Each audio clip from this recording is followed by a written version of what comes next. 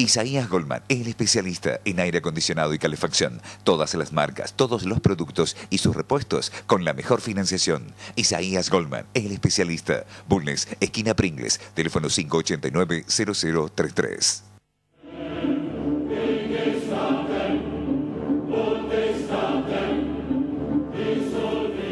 Bienvenidos a Palabra de Honor, nuestro programa de política, economía y temas de actualidad. Hoy tenemos un tema muy importante porque se está debatiendo en el Congreso, concretamente en la Cámara de Senadores, el tema del aborto. Y hay gente que está utilizando este tema no para pensar, sino para confrontar.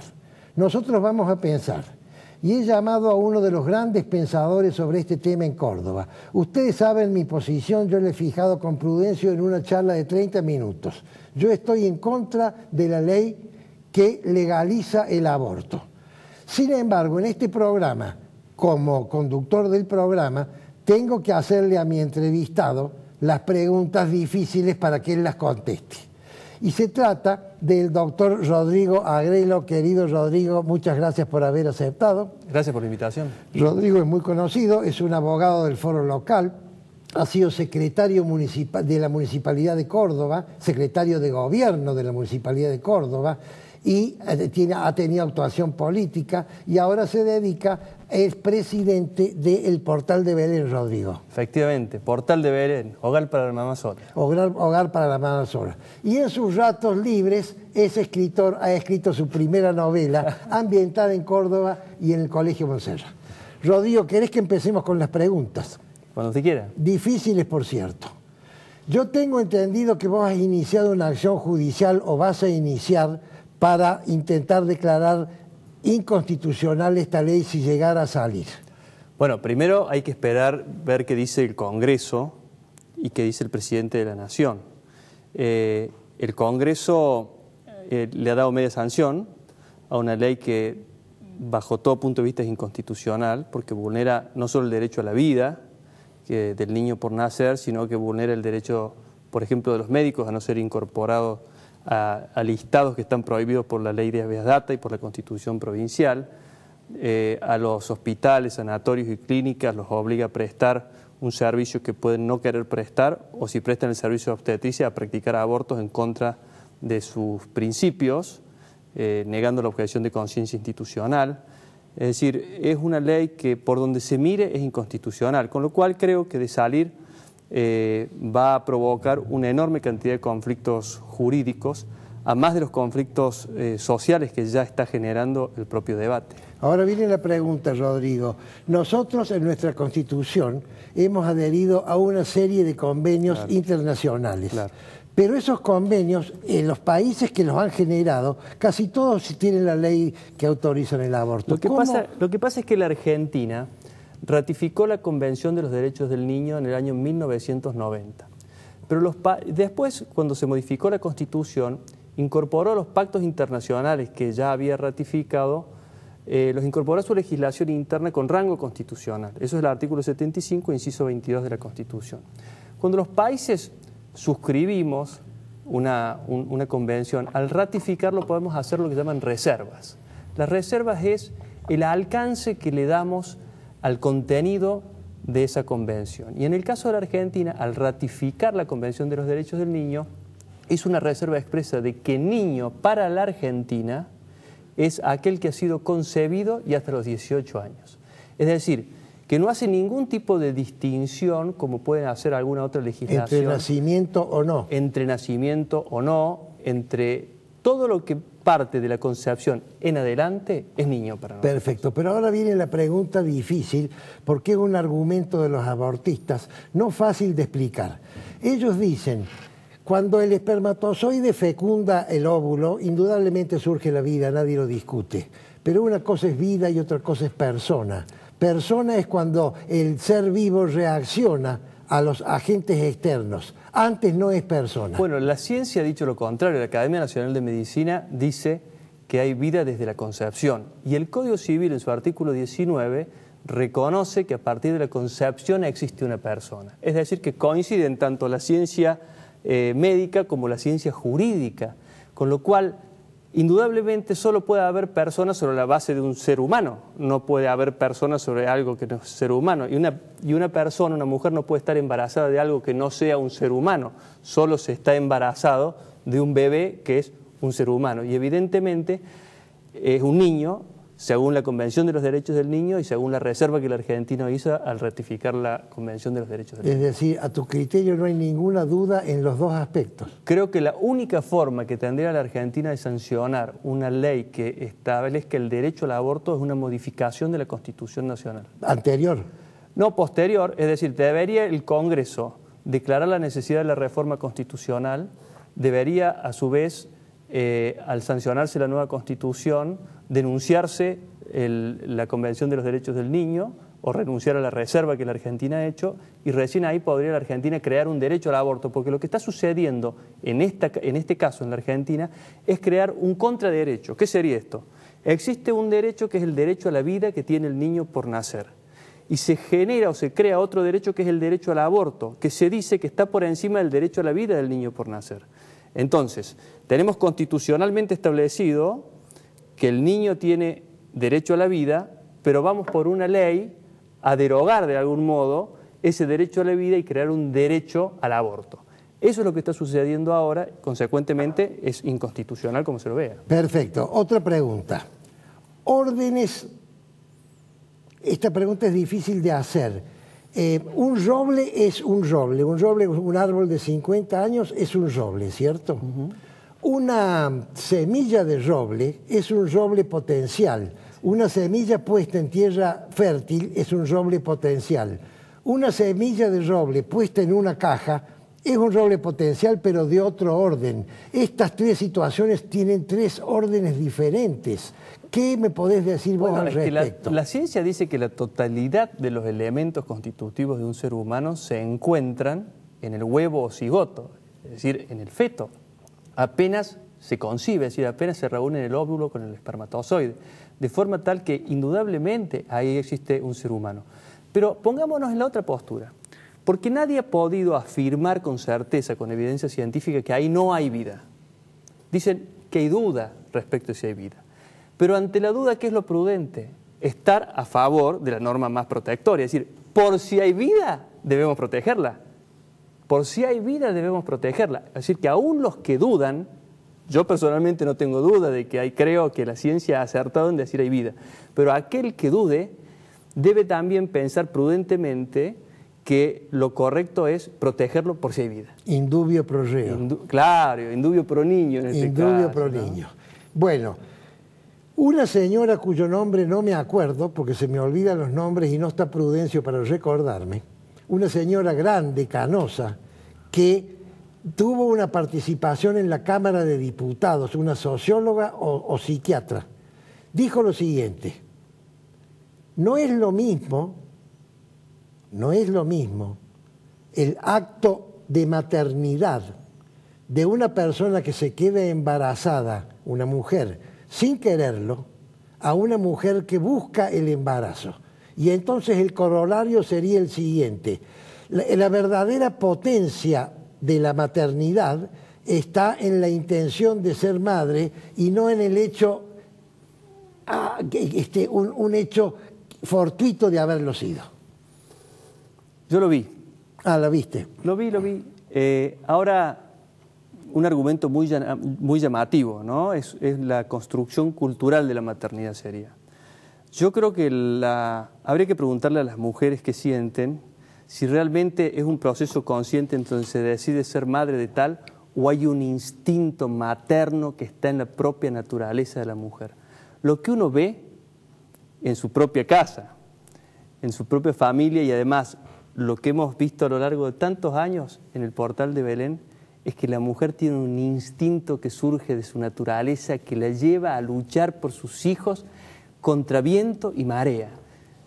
No solo la mujer, la hembra en general. Bueno, ahí está, por eso es la naturaleza, ¿no? Entonces, se ha abierto un debate sobre si estos derechos surgen de la naturaleza o surgen de una construcción cultural. Entonces, en la medida en que la cultura se modifican algunos derechos, es decir, como si no hubiera algo de carácter permanente. Por eso nacieron los derechos humanos. ¿Los derechos humanos qué son? Es aquellos elementos jurídicos básicos que deben respetarse en favor de la dignidad humana. Y entonces eso no cambia aunque cambien las culturas. Y acá estamos hablando del derecho humano elemental, básico, que es el de la vida, porque sin el de la vida yo no puedo ejercer el resto de los derechos. No puedo ejercer la de libertad de elegir, de la que tanto se habla hoy, solo se ejerce en la medida que tengo vida. La libertad de opinión, que es la que estamos ejerciendo en este momento, solo la ejercemos en la medida en que tenemos vida. Es decir, que hay un derecho que es anterior a todos los otros, que es el derecho a vivir. Y te quiero agregar algo, que es muy importante. Esta provincia tiene un artículo en su Constitución, que es el 19, que dice que todas las personas tenemos garantizados el ejercicio del derecho a la vida desde la concepción. Es decir, que la totalidad de los diputados nacionales por Córdoba, y en especial los 3 senadores nacionales por esta provincia, son representantes de una provincia, porque los senadores son representantes de las provincias, de una provincia que ha consagrado el derecho a la vida desde la concepción. Y segundo, ninguno de todos los legisladores que han votado tienen mandato para esto, porque nadie, salvo la izquierda, que fue clara y que iba a eso, al Congreso, a modificar la ley y a votar la ley del aborto, el resto de las fuerzas políticas, todas estuvieron calladas sobre este tema, con lo cual nadie tiene mandato para dictar una ley que acabe con la vida de los niños. Mandato expreso. Nadie tiene mandato expreso. Pregunta siguiente, Rodrigo. ¿Qué pasa? ¿Hay excepciones en el aborto, en la imposibilidad de abortar desde la ética? ¿Qué pasa en los casos de seres aberrantes que se están formando? Ahora la ciencia te permite saber si el feto es sano, si no es sano, puede tener algún problema, pero hay seres aberrantes que no tienen ninguna posibilidad de disfrutar de una vida digna. En ese caso, ¿a tu criterio se justifica el aborto? Yo diría que en ningún caso se justifica el aborto, porque sería un caso de limpieza genética o de limpieza racial. ¿Quién pone el límite? ¿Quién pone el límite? Y incluso estamos hablando de que son seres humanos, y tanto avanza la ciencia que muchos pueden obtener alguna calidad de vida. De modo tal que en este proyecto de ley está establecido que con una mera declaración jurada, una mujer puede abortar después de la semana 14, es decir, a partir de la semana 15 de embarazo, afirmando que es bajo juramento que se trata de un embarazo producto de una violación. Y después de esa semana, también cualquier niño malformado puede ser abortado sin que eso implique una pena. Es decir, que llegaríamos a casos como los de Islandia, por ejemplo, que tiene el triste récord de decir que ya no nacen chicos Down. Entonces, es una sociedad que a cualquier obstáculo que se le presente, lo eliminan a su lado porque consideran que son fuente de preocupación y de infelicidad. Pero también leí alguna vez una encuesta entre familias que tenían hijos con síndrome de Down. Y decían esas familias el 95% que eran felices. Y los chicos con síndrome de Down, el 98% decían que eran seres felices. ¿Tenemos derecho entonces a dictar una ley que termine tempranamente con la vida de esos niños, que muchas veces son fuente de felicidad de esas propias familias a las que llegan? Y si no, preguntémosles a las familias que tienen chicos con síndrome de Down. Sí, yo le he oído el comentario. Última pregunta, Rodrigo, sí. Se nos ha acabado el tiempo. Vos sos un homo politicus, estás en la política desde muy chico, fundaste un partido. Macri está obligado, suponiendo que Macri es católico, apostólico y romano, ¿está obligado a vetar la ley si llegara a salir? Yo diría que sí, porque le corre la misma regla que a los legisladores nacionales. Jamás avisó que iba a impulsar este debate y que si le llegaba a su mesa, digamos, la ley para su promulgación, él la iba a sancionar como ley. Yo digo que tiene la obligación de vetarlo, no nos avisó, es más, dijo todo lo contrario. Macri en un discurso expresamente dijo que era defensor de la vida desde la concepción. Y además, como el movimiento se demuestra andando, veremos si verdaderamente es defensor de la vida desde la concepción. Ahora, él te puede contestar, yo tengo que respetar la voluntad de la mayoría. Pero el presidente tiene una facultad, que es la revisión, porque el presidente es colegislador con el Congreso. No es que firma todo lo que le viene del Congreso. ¿Por qué en el tema de las tarifas pudo vetar? Entonces, el presidente es colegislador, es el que revisa si los elementos que le llegan desde el Congreso como ley reúnen los requisitos, por ejemplo, de constitucionalidad para ser sancionados como ley. Y si no, puede vetarlos total o parcialmente. Y en este caso, como les llega una ley que tiene un montón de elementos de inconstitucionalidad, tiene todos los elementos él para vetarla. Y veremos si verdaderamente es un defensor de la vida de la concepción. Ahora, lo que sí se le reprocha a Macri es jamás haber avisado que este debate que abre una grieta más entre los argentinos iba a ser impulsado por él.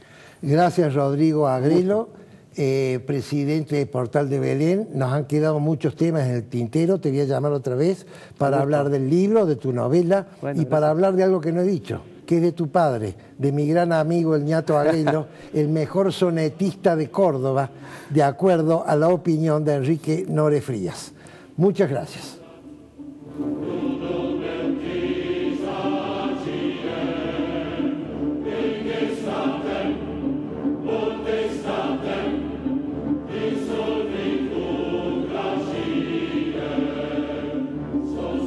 Isaías Goldman, el especialista en aire acondicionado y calefacción. Todas las marcas, todos los productos y sus repuestos con la mejor financiación. Isaías Goldman, el especialista. Bulnes, esquina Pringles, teléfono 589-0033. Centro Tomografía Computada Córdoba Sociedad Anónima. Instituto Ulton, líder en diagnóstico por imágenes. Primer instituto de cirugía ambulatoria mínimamente invasiva del interior del país. Avenida Vélez Arfiel 562, Córdoba, Argentina. Teléfono 0351-426-7700.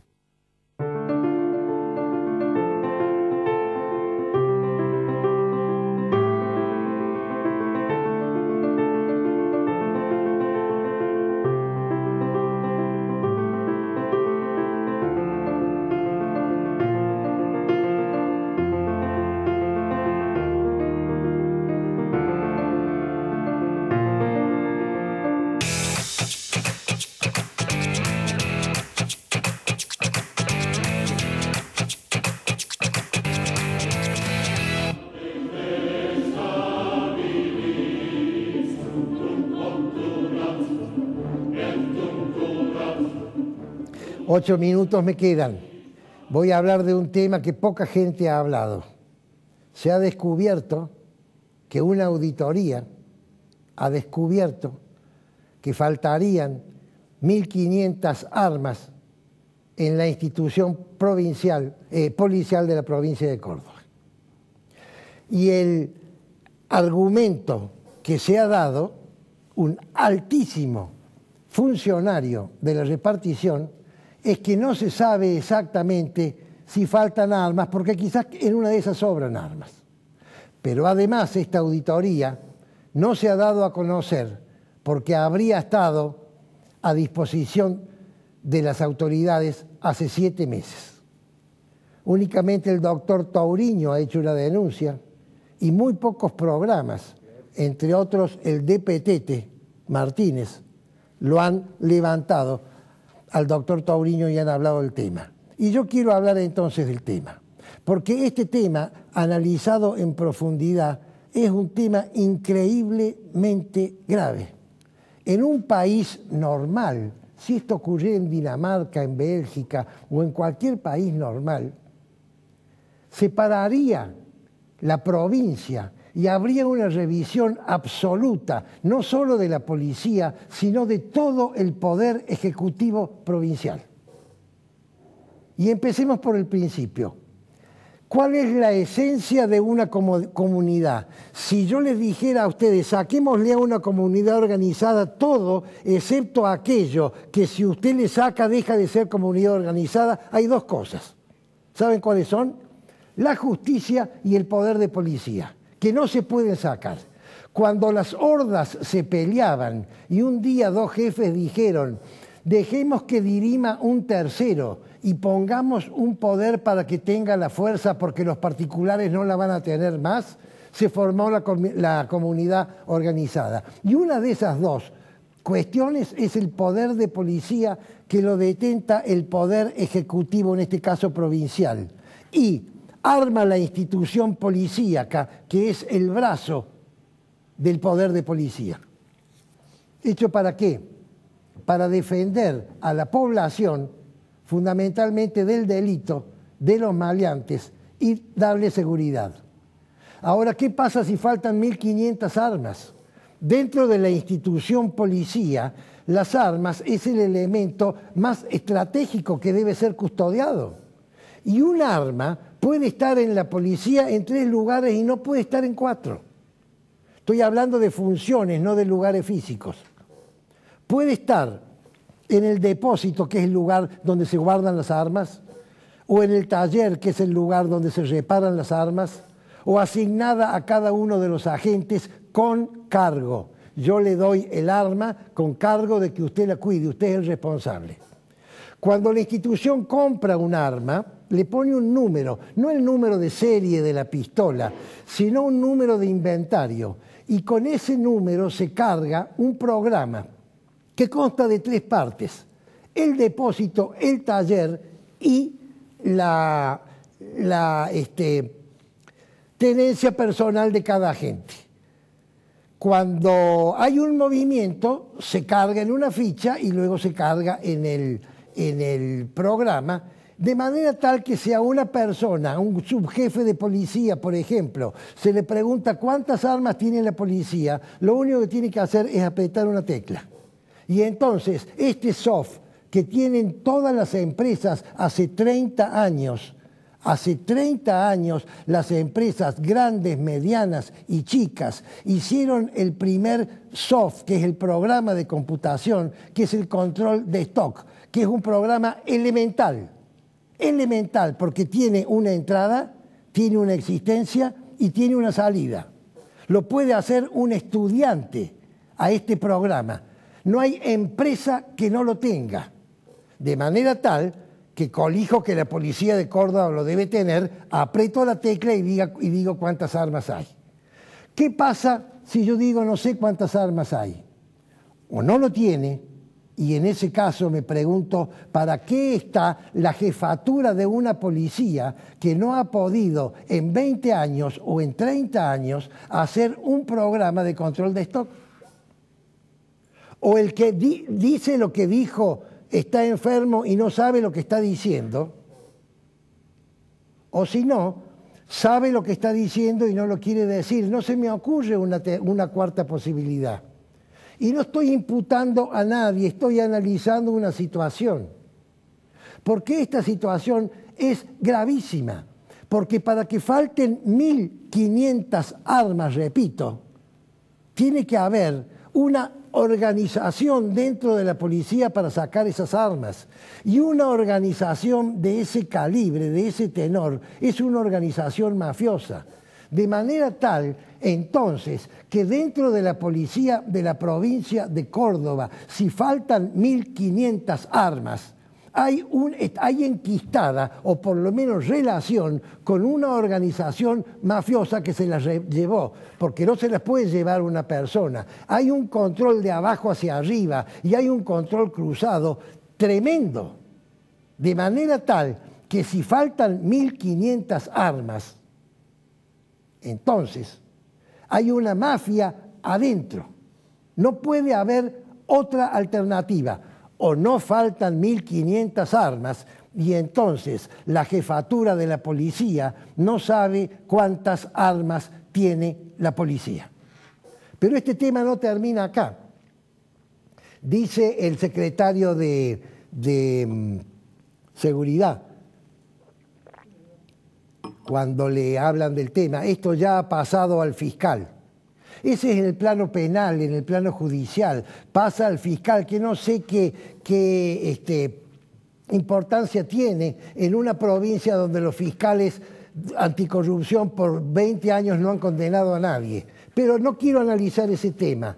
No estoy hablando del plano penal, estoy hablando del plano administrativo. La responsabilidad de la justicia es del fiscal y del juez, pero la responsabilidad administrativa del que administra es de la cúpula policial y de quien la nombró, porque la policía es el brazo del Poder Ejecutivo, vuelvo a decir, de manera tal que el gobernador de la provincia, su ministro y su secretario son responsables de controlar a la jefatura de la policía. Ustedes dirán, no, han delegado. Quiero recordarles, mis queridos amigos, que se delega la autoridad pero no la responsabilidad. El gobernador de Córdoba es responsable de todo lo que pasa en el Poder Ejecutivo, por más que pueda delegar en sus ministros, secretarios y lo que viene debajo. Y si no hay control administrativo, no hay administración. Y si no hay administración, no hay ejercicio de poder. Y entonces ahora paso a otro estamento en el minuto que me queda. Si un gobernante provincial que está manejando millones de dólares de obra pública, donde gran parte de este dinero se ha conseguido por préstamo que hay que pagar, que la comunidad va a tener que pagar durante muchísimos años, y está manejando súbitamente semejante cantidad de dinero, y no controla la policía porque roban 1.500 armas, o si no las han robado, no saben si están o no están. Yo me pregunto, ¿controlarán la obra pública y controlarán la otra gestión de gobierno? Porque el control, vuelvo a repetir, es el cuarto paso de la administración. Pero este tema no queda acá. Y ahora voy al estamento final, que es el más grave de todos, por cierto. ¿Qué pasa con la comunidad?